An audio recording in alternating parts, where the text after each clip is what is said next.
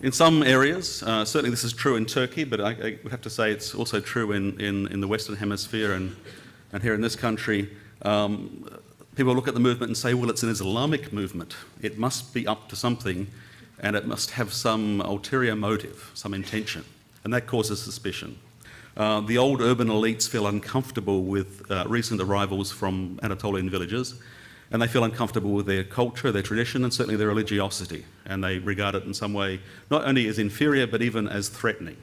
Hence there are all these accusations made about movements like the Gulen movement that channels this traditional village religiosity.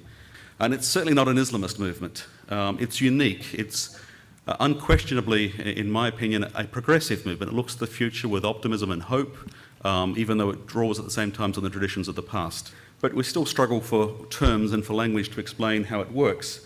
One aspect has to do with financing. As Helen Iba observed in her recent book, people are often asking the question, where does the money come from? Or to use an old Anatolian sort of image, where does the water for this mill come from? You know, what's driving it? Where's it flowing from?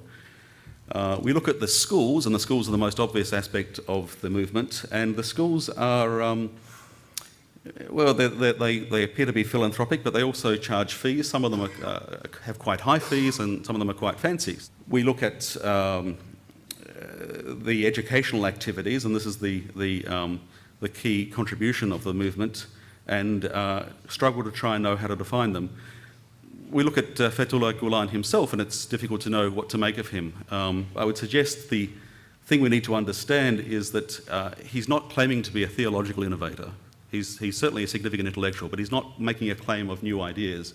What he is doing, though, and he's very modest, so he doesn't make this claim, but what he is doing is he's found a way of providing concrete pathways to activism for ordinary people.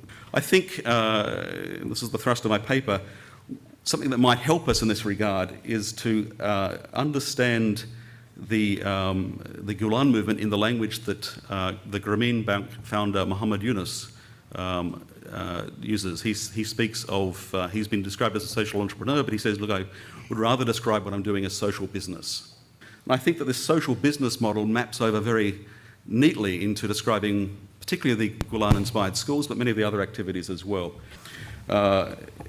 I'm not suggesting that this social business model by any means fully accounts for how the Gulen movement works. I mean, we're discussing at this conference the religious ideas and inspiration, spiritual values. Those things are very important, and I fully agree with that discussion. I'm just suggesting that when it comes to the day-to-day functioning, we can see something from this model. I think beyond the financial models, there's other things that Fethullah Gulen and Muhammad Yunus have in common, and I don't want to press this too far, but it seems to me, although they're very different people in very different spheres, they have some similar convictions about human society and human nature. And one of them is they both have a very strong sense of hope. Hope has gone temporarily out of fashion in America, but let's hope it comes back quickly. I mentioned that the particular genius of Fethullah Gulen is providing this immediate pathway to engage a plumbing supply owner in rural Turkey with building of schools in Africa. I think that a part of the way that's worked out is this model, which I suggest could be described in terms of social business. Muhammad Yunus and Fethullah Gulen have very different languages. I mean, they come from different spheres. Yunus is a professional economist, a professor of economics turned accidental banker. Fethullah Gulen is a preacher and theologian who's come into the business of inspiring social movements. So obviously Yunus speaks in the language of economics and business. It's very secular. Fethullah Gulen is much more inclined to speak in the language of spirituality.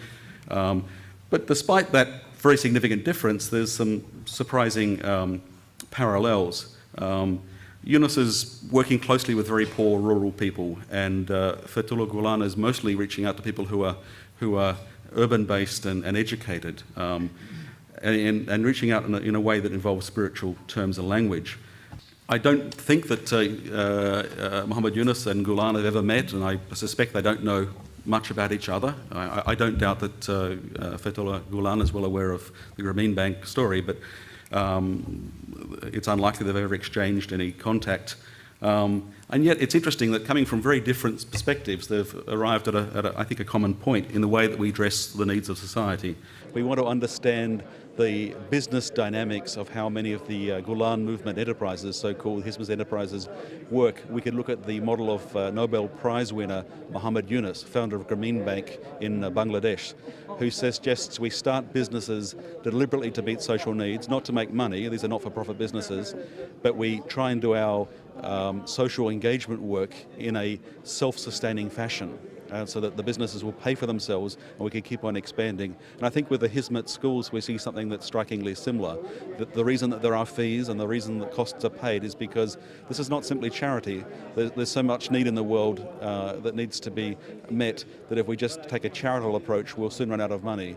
It strikes me as a particular stroke of genius to recognise that if we set out deliberately to meet social need but find a way of making it self-financing, we can do so much more good. And so I'm suggesting we might look at that model as a way of explaining what the Hizmet does.